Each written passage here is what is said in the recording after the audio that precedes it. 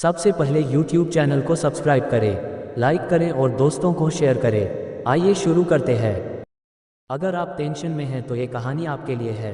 किसी ने बड़े कमाल की बात कही है कि आपके कर्म ही आपकी पहचान है, वरना इस दुनिया में एक नाम के तो हजारों इंसान हैं। आपके लिए एक छोटी सी कहानी। ये कहानी एक जादूगर की है जो जादू दिखाने के लिए धीरे धीरे प्रसिद्ध होता जा रहा था। राज दरबार में बात पहुंची, राजा ने उसे जादू दिखाने के लिए बुलाया। जादूगर को लगा कि जिंदगी में सबसे बड़ी कमाई करने का अवसर आ चुका है। जादूगर ये सोच रहा था कि वो सबसे अच्छा जादू दिखाएगा और सबसे ज़्यादा इनाम राजा जी से पालेगा। दरबार में पहुंचा, सोचने वाला था कि कौन सा जादू दिखाऊं। जब वहां पहुंचा तो उसे लगा कि सारे जादू दिखा चुके, आज कुछ नया करता तो। जादूगर ने राजा का मुकुट गायब कर दिया और जैसी मुकुट गायब हुआ दरबारी हंसने लगे। राजा साहब को ये अपनी तौहीन लगी। गुस्से में आगे उन्होंने कहा कि इस जादूगर को काल कोठरी में डाल दो और 7 दिन के बाद उसे मृत्युदंड दिया जाएगा, फांसी की सजा दी जाएगी। जादूगर गया था जादू दिखाने के लिए, इनाम पाने के लिए उसे कोठरी में डाल दिया गया। उसकी पत्नी को बात मालूम चली, रोती बिलखती पहुंची अपने पति से मिलने के लिए। जा कर के देखती कि जादूगर मुस्कुरा रहा था। उसने काफ़ी पागल पागल दुनिया को 7 दिन के बाद में तुम ये दुनिया छोड़ के चले जाओगे और तुम उस पुराने जादूगर निकाह की चिंता क्यों करते हो? अभी 7 दिन का समय है, अभी मुस्कुराएं, खुश रहो, सब ठीक होगा। पत्नी को लागी प्रतिपाल हो गया। मौत को सामने देख कर के बातें पागलों जैसी कर रहे हैं। कुछ चुपचाप वहां से चली गई। रोज उससे मिलने के लिए आती, वो रोज कहता कि 6 दिन बचे, 5 दिन बचे, 4 दिन। फाइनली फांसी का दिन आ गया।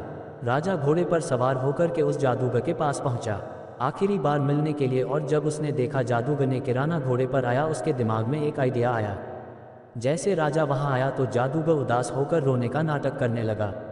राजा ने कहा कि हमें क्या हुआ? उस दिन 2 मुकुट गायब करना था, जादू दिखाना था। आज जब तेरे सामने फांसी है तो तुझे रोना रहे। जादूगर ने कहा कि नहीं, मारा मरने से नहीं डरो, मरना तो सबको है। मुझे इस बात का डर है कि बरसों से कला सीख रहा था, अपने घोड़े को उड़ना सिखा रहा था, उसे उड़ाना चाहता था। वो काम बस 1 साल में पूरा होने वाला था। अब मैं वो कला अपने साथी लेकर के दुनिया छोड़ जाऊंगा, मुझे इस बात का अफसोस हो रहा। राजा के मन में आया कि उड़ने वाला घोड़ा ये जादूगर तैयार करो। मान लो घोड़ा मेरे पास आ गया तो हम बड़ा से बड़ा युद्ध उन्हें आसानी से जीत जाओ, बड़े बड़े युद्ध में बड़े से बड़े राजा वैसी हरा दो। उड़ने वाला घोड़ा मेरे पास है।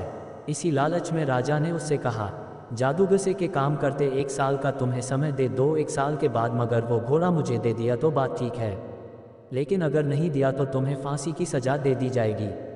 1 साल के बाद तब तक के लिए तुम्हें रिहा किया जाता तो 1 साल के लिए उसको बरी कर दिया गया। जादूगर सीधा अपने घर पहुंचा, वादा करके देखता है। मातम छाया हुआ था, लोग रो रहे थे, रिश्तेदार आए हुए थे, उसकी पत्नी रो रही थी, लेकिन अपने पति को जिंदा देखकर क्यों मुस्कुराने लगी, खुश हो गई। सब लोग खुश रहे। आधे घंटे बाद सब लोग चले गए। घर में पति पत्नी बचे। पत्नी ने फिर से पूछा, एक बात बताओ, राजना को छोड़ कैसे दिया? तो जादूगर ने कहा कि एक शर्त पर छुड़ाए, 1 साल के अंदर मुझे ने उड़ने वाला घोड़ा देखा तो। फिर पत्नी ज्योति ऊपर से गुस्सा निकल गई, पागल हुए क्या तुम? वादा कर क्या गए? उड़ने वाला घोड़ा हम बना नहीं सकते।